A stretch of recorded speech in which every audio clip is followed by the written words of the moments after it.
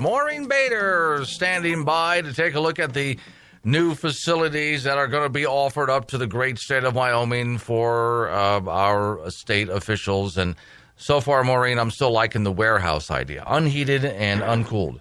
Yeah, maybe they'd work faster and leave sooner, you know? Yeah, that would be the whole idea. And they get cots to sleep on if they save us money. We'll give them a pillow, too. There you go. Wouldn't that be nice? Yeah, that would be. Okay, so now, for people that are outside of the state listening, well, you might think, well, why would you care about Wyoming going ahead and fixing up their state capital? Oh, but wait.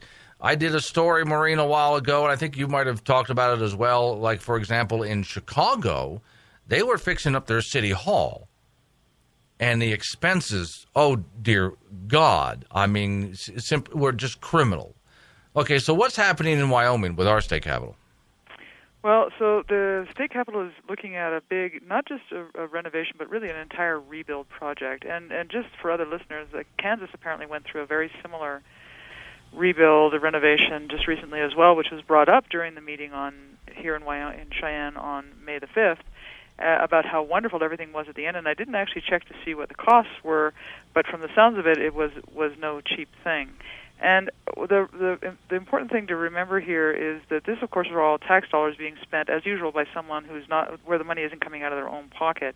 So one of the things that came up a fair bit at the beginning with one of the representatives, Kermit Brown, was he was all worried about scope creep. The problem with scope creep, though, so scope creep means that the legislature would decide on something and then decide, oh, wouldn't it just be so much nicer if these fixtures were brass instead of steel? That's, okay. Of course, the cost goes up. That's scope creep. So really, if that were to happen, it would be the fault of the legislators who suddenly decide to add in all these other things. But the really big news that was in the paper quite a bit last week was the fact that even though we're looking at already, and the thing hasn't even started yet, I mean, the final design isn't even done. We're already looking at cost overruns. The state has gone ahead and hired for $200,000 for a 3-year contract a very well-known Cheyenne firm to sell the project. And that, believe me, raised a few eyebrows. Because we have budget deficits here in Wyoming, like a lot of states that are dependent on severance tax revenue, on minerals revenue.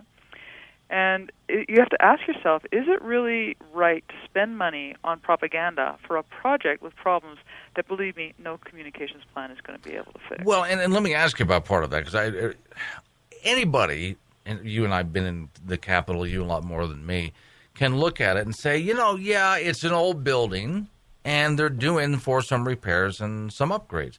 So that I really wouldn't fault them for something like that.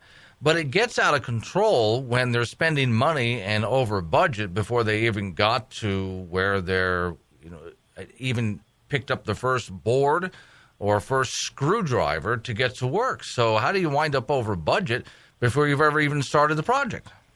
We just keep on adding more and more and more. And, of course, the whole idea about communicating to employees who are going to be heavily, severely impacted by this, because they're going to have to either move or, a lot of them are going to have to move. It is important. I'm not saying that it's not important to communicate to your employees or communicate to the community as a whole, because people like to know about things that are going to affect them, especially if you're going to have to move your office. But you've got to remember, here in Wyoming and in a lot of other states, all across the country really, we're in a period of great fiscal uncertainty. And recall that the legislature just diverted from the rainy day fund $222 million to cover off a deficit for the 15-16 biennium, and we've got an estimated $338 million deficit forecasted for the next biennium. So instead of blowing cash out the door, what the state should be looking at is where it's going to save money, and communication certainly could be an area for that to happen. Well, and there's a lot of other things they can do. Here's something probably didn't know about me. When I was between some radio stations, I've run some retail stores. In a mall, I was in a store that was just an average-sized retail store in a mall.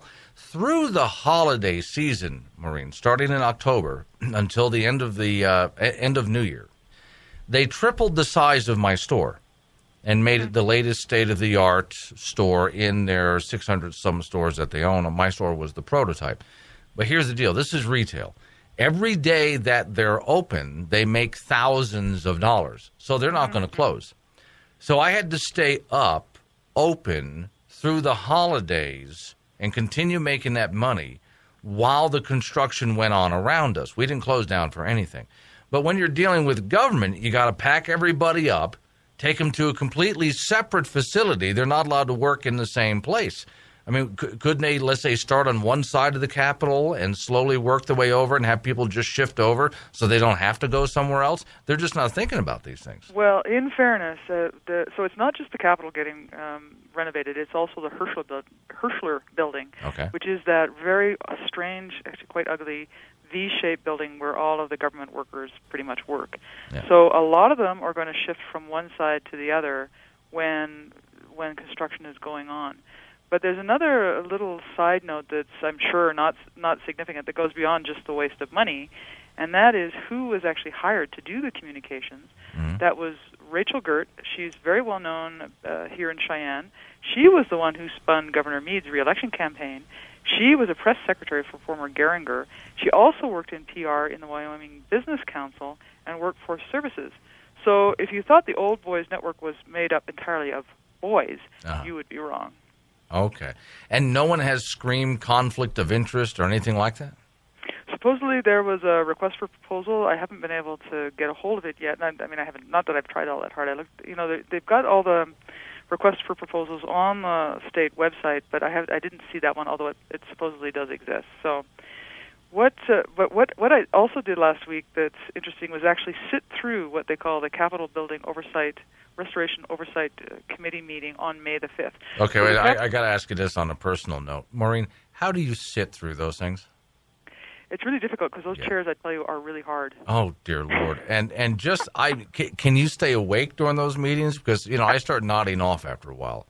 Well, the problem with nodding off, I've noticed in the past, is that you miss the most interesting stuff. I think they wait until your head is starting to bob downwards, then they say the most interesting stuff. I think it's planned. They vote on something, or they decide not to vote on something, and you miss it. So no, actually, I find this kind of thing very interesting, especially when I'm frowning and thinking, what are you people even doing?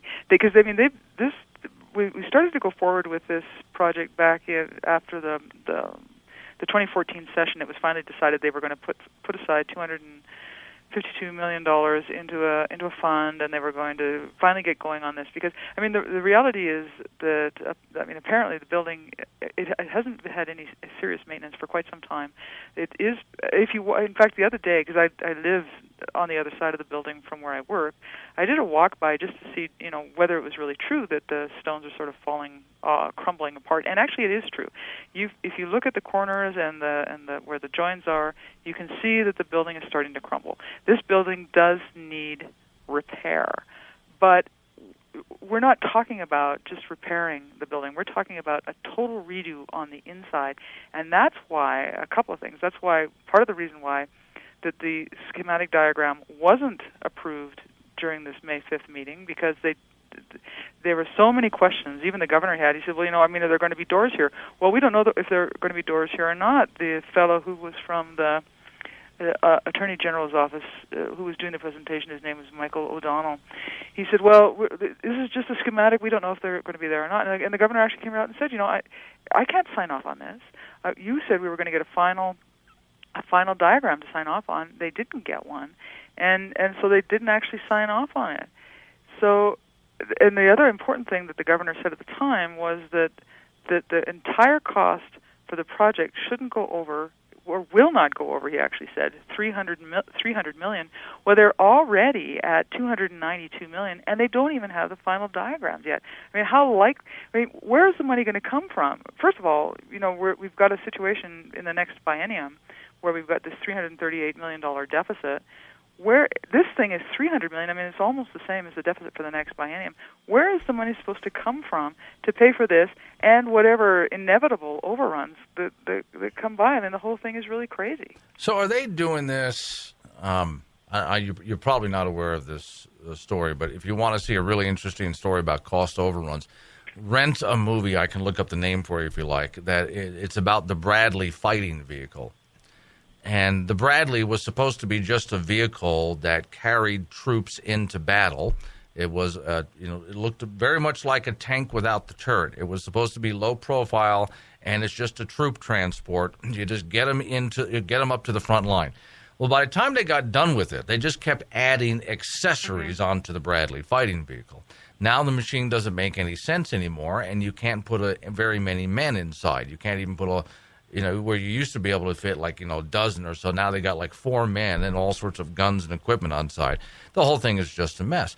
So as I'm listening to you tell this, I'm thinking about that movie, and I'm thinking, what have they added on that are just fun or frivolous accessories that they could take off to get back under budget or within the budget? Well, from what I could tell, they haven't even added anything on yet because they haven't even decided what the final fixtures are going to look like. So, you could have steel taps in the bathroom. You could have brass taps in the bathroom. What they want to try to do, and I mean, I can see this does make sense because, I mean, this is a historical building. It's got historical importance for the state. So you want to, if at all possible, restore it to the way it was when it was originally built, roughly, there were a couple of phases, but say roughly 100 years ago. Sure. Well, I mean, what is that actually going to mean?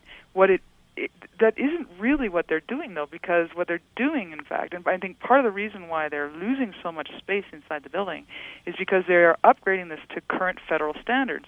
So as you've been in there, there's only one elevator, a creaky old elevator on one side. They're going to put in another elevator. That's going to take up a whole bunch of space. You've seen on the outside of the building that they've got the fire escape on the outside. They're going to put the fire escape on the inside. That's going to take up a bunch of space.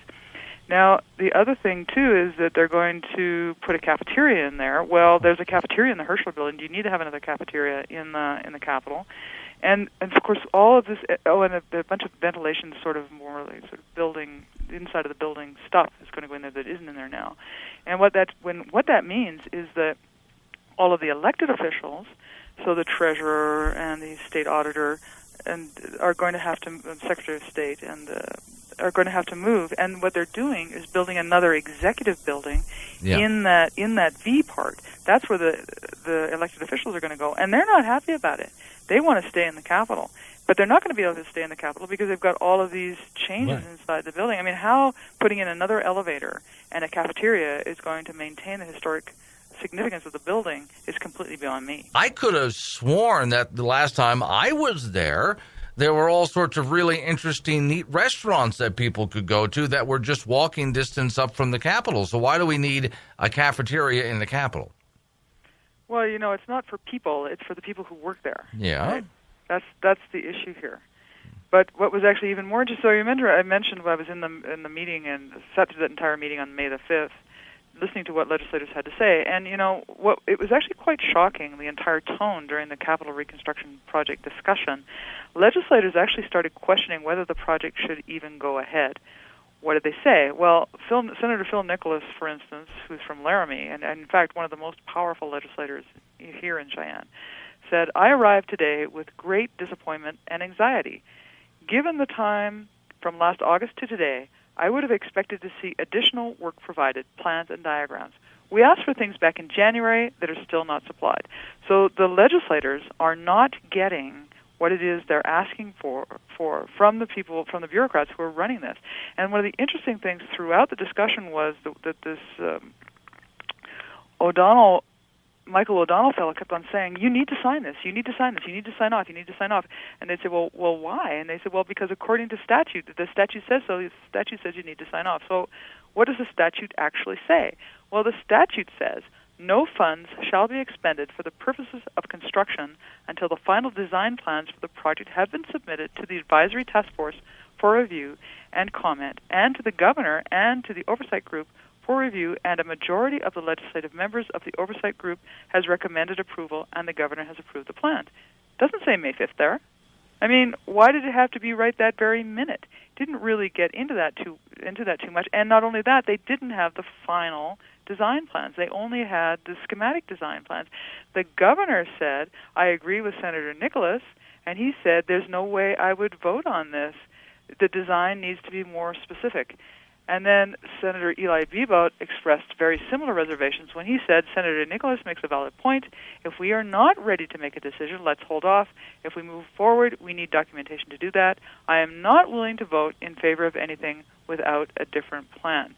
So it seems very clear that this project needs a lot more than propaganda to go ahead. The next meeting is here in Cheyenne on June the 2nd. I would really encourage anyone who is interested in this topic to come down and make your views known. They do open up for public comment, so it is possible for you to actually be heard by the legislators and express your concern about this as well.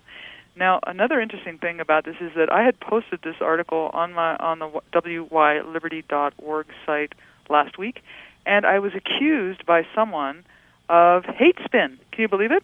In the comments, the guy says, you're engaging in hate spin. And so I went back to him and I said, just what exactly do you mean by hate spin?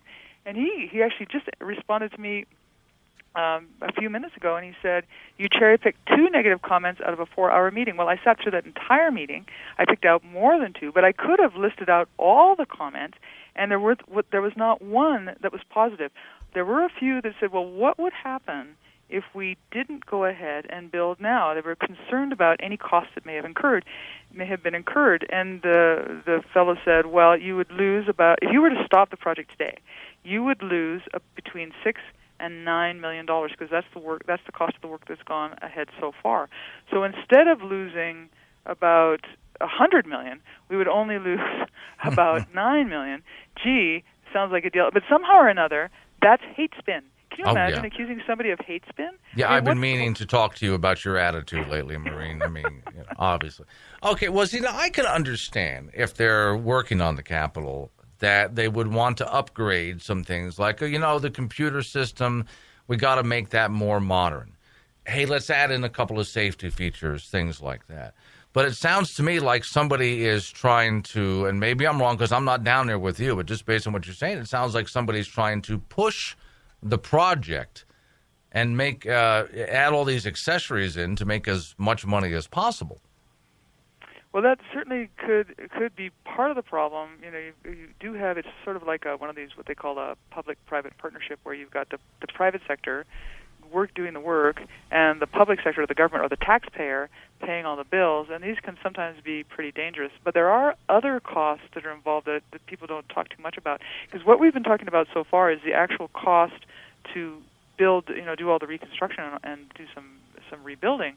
But the government has actually set aside $20 million for temporary accommodations, temporary offices for all these bureaucrats, temporary accommodations, because, of course, it's going to be 3 years that the legislature is going to be sitting down in the old Jonah Bank building which is a fair distance from here. And they also had to have new furniture. So there's $20 million in just money that's just being essentially wasted, because it's just being used to upgrade certain facilities that they're going to leave after 3 years and buy new furniture. I mean, why don't they use the old furniture? It's the whole project. One of the messages that really came through very strongly on May the 5th was that maybe we should just take a breather and rethink this. And I think that's a really good idea, because one of the very first things we need to do as a group, as citizens, is insist that our legislators are taking a look at what government is actually doing. Does it need to continue to be so large? Maybe it's time to cut back on the size of government, and we won't need all that space. There you go. Maureen, where do they find your articles on this? Go to wyliberty.org. Take a look at the one in particular is Capitol Square Project, a spending disaster in the making. If you think I'm engaging in hate speech, I'd really like to know more about that. And if you don't think I'm engaging in hate speech, you might want to make that comment as well. I look forward to seeing your comment. All right. As always, thanks for coming on, Maureen. Always great to be here.